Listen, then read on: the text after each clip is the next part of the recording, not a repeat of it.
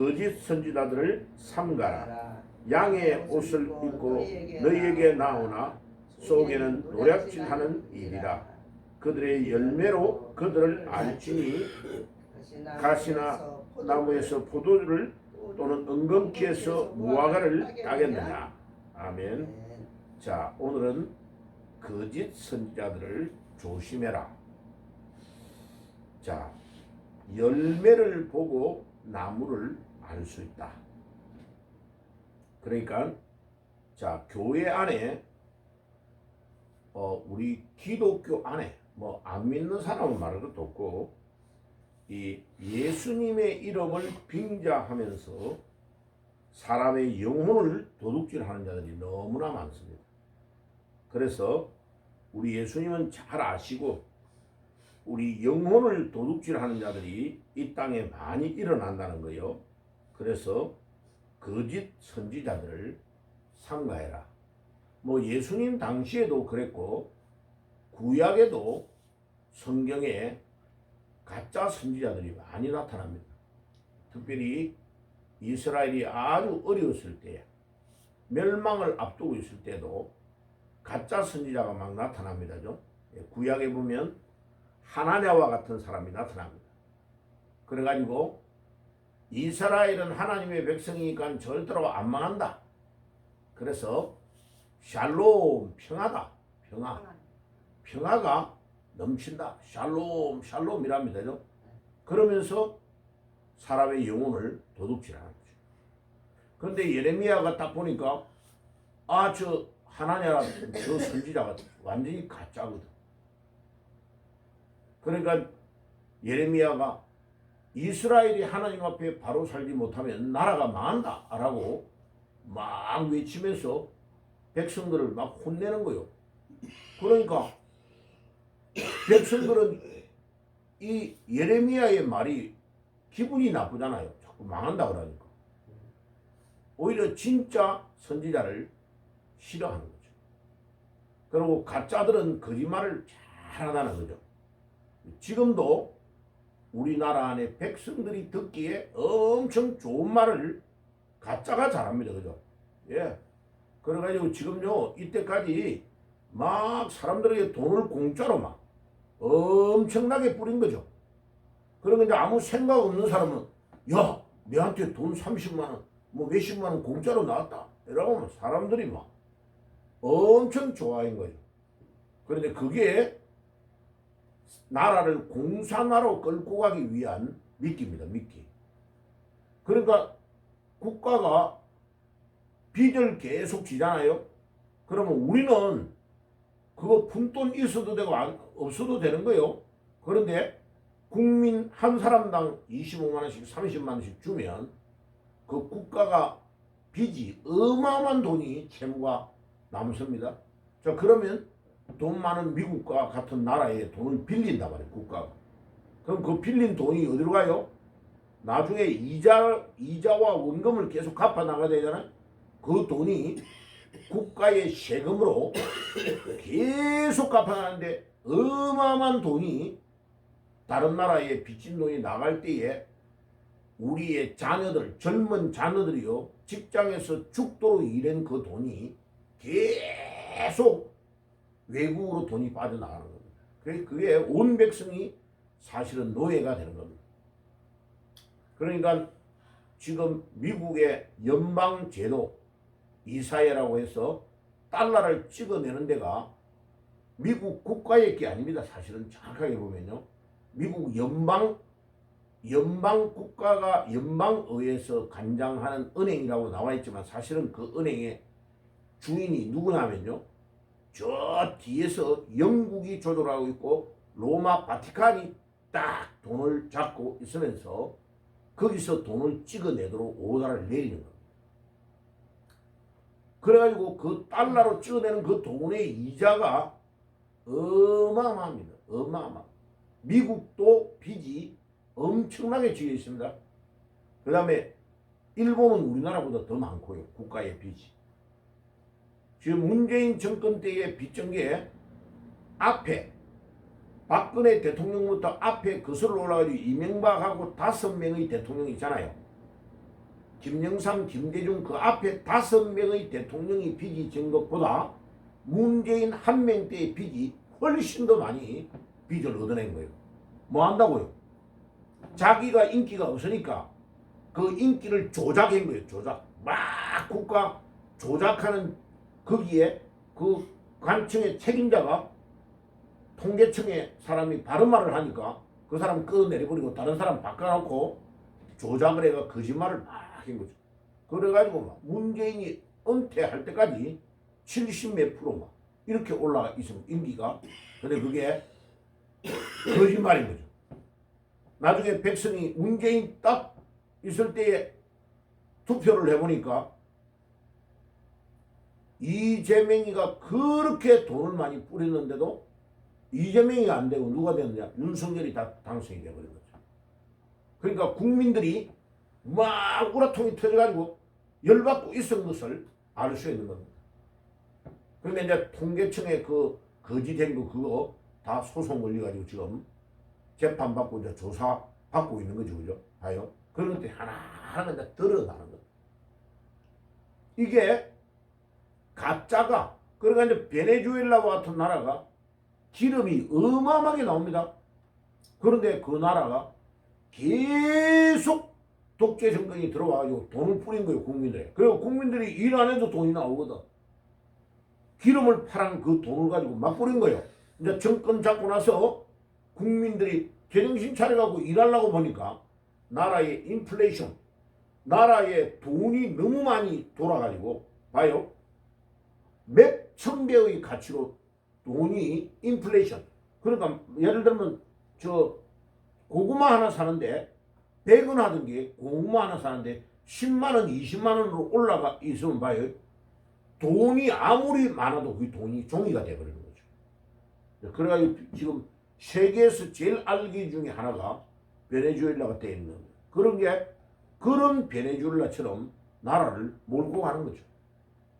그러니까 이제 공부를 하고 똑똑한 사람들이 아니다, 나라를 저렇게 공짜로 돈 주는 거를 자꾸 하면 나라가 베네수엘라처럼 된다 하고 하니까 그 강화문에 나왔던 사람들이 먼저 막 떠들기 시작하면서 국민들이 공짜로 받으면 안 되겠다. 그 돈이 나중에 우리 자녀들에게 전부 다 빚으로 돌아간다 라고 말하니까 이제 국민들이 깨어나기 시작한 거죠. 그 얼마 전에도 이재명이 막 국민 전부에게 25만원 주겠다고 또 떠들었잖아요. 근데 그거를 막 유튜브에서 막 때리면서 알려주니까 이게 중요한 역할을 가면서 국민들이 이제 깨어나서 공짜를 받으면 안 된다 하면서 아는 거죠. 여러분, 세상에 공짜 없습니다. 예, 공짜를 좋아하다가 다 망하는 것이 공산주의입니다. 봐요, 북한이 봐요. 우리 남한보다 훨씬 잘 살았는데 지금 북한이 어때요? 세계에서 알거지 중에 알거지로 전락되어 있는 겁니다. 그러나 우리가 여기에서 알아가는 것은 15절에 거짓 선지자들을 삼가라. 양의 옷을 입고 너희에게 나오나 속에는 노략질하는 일이다. 예, 속에는 노략질하는 일이다. 자, 이거 이제 내일 이어서 제가 말씀을 전해줄 거예요. 이 내용이 안에 상당히 21절까지 연결되는 거예요. 그러니까 우리가 이 입만 무성한 무화과 나무에 대한 이야기가 마태복음 21장에 한번 가보세요. 마태복음 21장에 우리 예수님께서 예루살렘, 마태복음 21장에 예수께서 예루살렘에 가까이 가서 감난산 벳바게에 이르렀을 때에 예수께서 두 제자를 보내시고, 이 이야기가 쭉 적혀 있다가 18절에 한번 가보세요. 18절에 예수님이 배가 고파가 시장해가지고 예수님께서 무화과 나무가 막 잎이 엄청나게 무성해서 이른 아침에 성으로 들어오실 때에 시장하신지라 길가에서 한 무화과 나무를 보시고 그리로 가서 잎사귀밖에 아무것도 찾지 못하고 나무에게 가봤는데 잎은 엄청나게 무성한데 가보니까 무화과 열매가 하나도 없는 거죠. 그러니까 예수님께서 이 무화과 나무를 저주해서 무화과 나무가 그 시간에 바로 말라버리는 거죠. 그 제자들이 깜짝 놀란 거죠. 예수님이 명령을 해버리니까 그 잎이 무성하던 나무가 순식간에 쫙 말라버리는 거죠. 왜 그렇게 했느냐? 잎이 무성하니까 뭐가 열매가 있을 거라고 생각하고 갔는데 없거든. 사람을 속이는 거잖아. 그래서 그 나무를 저주해서 다시는 열매가 맺지 못할지어다 하고 명령을 해버리니까 나무가 다 말라 죽어버려요. 그 뒤에 제자들이 봐요. 예수 그 이상히 여겨 이르되 20절에 무화과 나무가 어찌하여 곧 말랐나이까. 예수께서 대답하여 이르시되 내가 진실로 너희에게 이르노니 만일 너희가 믿음이 있고 의심하지 아니하면 이 무화과 나무에게 된 이런 일을 할 뿐 아니라 이 산들어 들어 바다에 던지라 하여도 될 것이요. 봐요. 우리 예수님께서 명령하면 나무도 그 자리에서 말라버리고 뭐 강도 바로 갈라져서 마른 땅이 돼버리고 중풍병자가 일어나고 완전히 죽기 직전에 있는 환자가 일어나고 죽었던 나사로도 일어나는 역사가 일어난다. 무엇으로 일어나냐? 믿음이 있어야 된다. 믿음이 있어야 된다. 그러니까 이 가짜 믿음이 없이 열매만 무성한 것은 사람을 속이는 것이 된다 하는 것을 예수님이 가르쳐 준 것입니다. 자, 그래서 진짜인지 가짜인지를 잘 구분해야 됩니다. 이게 진짜인지 가짜인지를 구분을 못하면 영을 분별하는 은사라 그래요. 그러면 믿음 생활하는데 완전 헌일이 됩니다. 그래서 이단을 판단할 때에 제일 중요한 것, 제가 두 번째로 적어놓은 거 있죠. 판단 중지라는 말이 있습니다. 저 사람이 좀 진짜인지 가짜인지 아리까리예요. 그러면 약간 기다려보는 거죠. 기다려보면 열매를 딱 보면 이게 진짜인지 가짜인지가 드러나는 거죠. 예수님도 무화과 나무 잎이 무성하니까 저 무화과 나무에 가면 열매가 많이 있을 것이다. 가보니까 열매가 하나도 없거든. 그 나무를 저주해서 말라 죽게 하는 거예요. 왜냐하면 사람들이 쏟기지 않게 니한테 실컷 하는데 나무에 열매가 없으니까 큰일 하는 게 되잖아요. 그런데 사도행전 5장에 아주 중요한 가말리엘 율법사에 대한 이야기가 적혀 있습니다. 자, 그 사도행전 5장을 한번 가볼게요. 요 가말리엘 율법사에 대한 이야기를 우리가 잘 한번 읽고 오늘은 마무리를 하겠습니다. 사도행전 5장이에요. 자, 이 사도행전 5장은 뭐에 대한 이야기냐면 3장에 베드로와 요한이 성전 미문에 앉아있는 안전뱅이를 낫게 한 거죠. 사도행전 5장 33절. 자, 이게 3장으로부터 연결이 됩니다. 3장 1절에 성전 미문에 앉아있던 안전뱅이를 베드로와 요한이 예수님의 이름으로 낫게 한 거예요. 그것 때문에 거기에 있는 성전에 있던 대제사장과 바리새인 이런 사람들이 자기들이 아주 곤란하게 된 거예요. 왜? 이 사람이 평생 동안 안전뱅이가 앉아서 구걸하던 사람이 어느 날 갑자기 다리가 나아가지고 일어나서 걸어버리니까 자기들의 입장이 곤란하게 된 거예요. 그래가 베드로와 요한을 데리고 들어가서 종교재판을 한 거예요. 그래가지고 막 때리고 혼내고 예수 이름 이야기하지 말라 했는데 왜 예수 이름을 이야기해가지고 우리를 곤란하게 하느냐.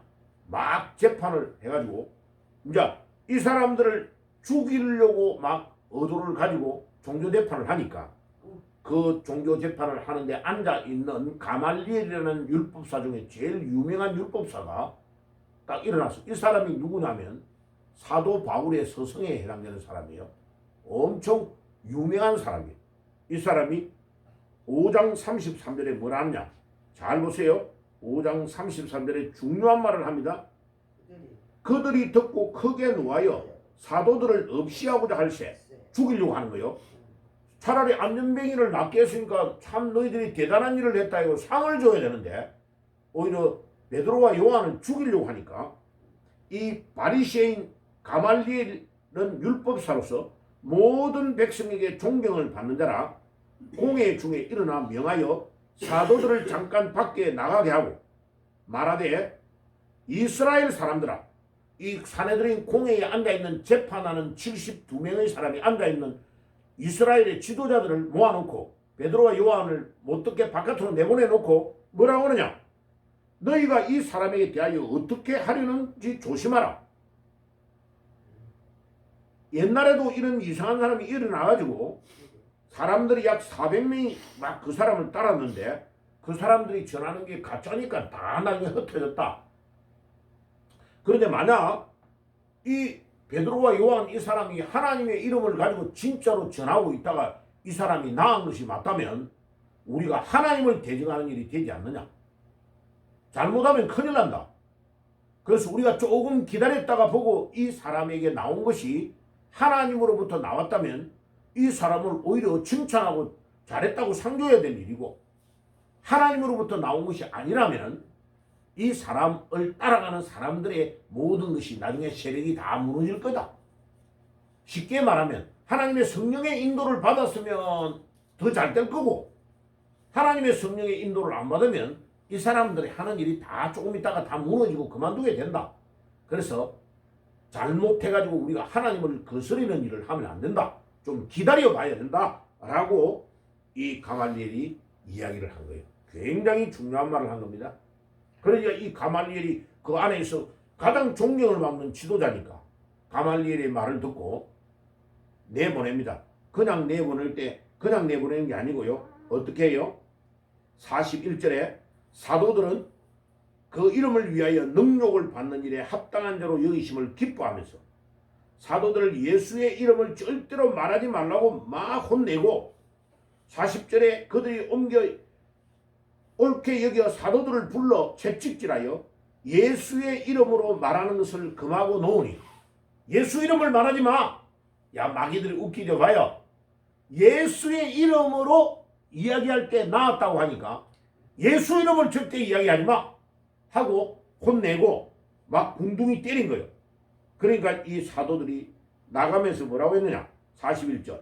사도들은 그의 이름을 위하여 능욕을 받는 일에 합당한 자로 여기심을 기뻐하면서 공의 앞을 떠나니라. 말한 바에 궁둥이 때렸는데 거기가 아프단 말이야. 그 궁둥이 맞으면서 베드로가, 요한아, 궁둥이 아프지? 그런데 우리가 예수님 이름으로 이야기하고 이 사람이 안전병이가 나왔는데 우리가 뭐 잘못한 게 있냐? 하면서 더럽게 재수없네 하면서 나가면서 42절 같이 읽어봅시다. 42절 시작. 그들이 날마다 성전에 있든지 집에 있든지 예수는 그리스도라고 가르치기와 전도하기를 거치지 아니하니라. 그만 뒀단 말이에요. 그만 안 뒀단 말이에요. 안 뒀다. 예수님 이름으로 이야기하니까 이 안전병이가 나와버리가지고 일어나가 그러는데 이제는 성전에 나와서 동냥할 필요가 없고 뭐예요? 니아까 걷고 다니면서 수박 팔고 그래가지고 먹고 살 수 있는 완전한 사람이 되었는데 예수의 이름으로 이야기하니까 이 사람이 나와버렸는데 왜 우리를 때리고 혼내냐? 진짜 더럽게 짜증나네. 가면서 더 예수를 전해야 한대요. 예수를 더 담대하게 전하는 일이 일어났다. 자, 가말리엘 율법사가 했던 말이 이제 입증이 딱 돼버린 거예요. 하나님으로부터 이들의 능력이 나왔다는 것이 입증이 돼버린 거예요. 자, 이럴 때에 뭐 하는 거냐? 판단을 중지하고 기다려봐야 돼요. 요게 이단인지 아닌지를 보려면 조금만 기다려보면 열매가 나타나는 것을 보면 진짜인가 가짜인가가 딱 드러나는 거죠. 가짜들이 너무 이 세상에 판을 칩니다. 그래서 열매를 보고 나무를 안다. 그래서 교회를 선택할 때도 교회를 이끌어가는 지도자 목사님이 누군가를 알아야 됩니다. 그 목사님이 강단에서 가르치는 대로 성도들의 영혼이 양육이 되기 때문에 그래요. 건물이 중요한 거 아니에요. 그 교회를 이끌어가는 지도자 목사님이 어떤 말씀을 주느냐를 잘 봐야 돼요. 그래, 애매할 때는 조금 기다리가 봐야 돼요. 보면 열매가 드러나요. 그래서 판단 중지, 약간 가말리엘 율법사가 말한 것처럼 이단인지 이단 아닌지가 아리까리할 때는 조금 행동을 하지 않고 기다려보는 거죠. 그럼 그 열매가 나타납니다. 그때 딱 결정하면 돼요. 아, 아니구나 하는 걸 결정할 수 있는 것입니다. 자, 오늘 아침에 열매를 보고 뭐를 안다고요? 나무를 안다. 이게 사과나무인지 포도나무인지 무화과나무인지 열매가 나타나는 걸 보면 알 수 있다. 그래서 영적인 지혜, 중요한 것을 판단할 때에 영적인 분별력이 있는 축복이 있기를 예수의 이름으로 축복합니다. 기도하겠습니다. 하나님 아버지 감사합니다. 오늘 아침에도 이 이단들 가짜의 지도자들이 많은 이 세상에서 우리가 이 가짜를 진짜인지 가짜인지를 판단할 때에 열매를 보고 나무를 안다고 했습니다. 아버지 우리에게 정확한 것을 분별할 수 있는 지혜를 주시옵소서. 예수님의 이름으로 기도드리옵나이다. 아멘.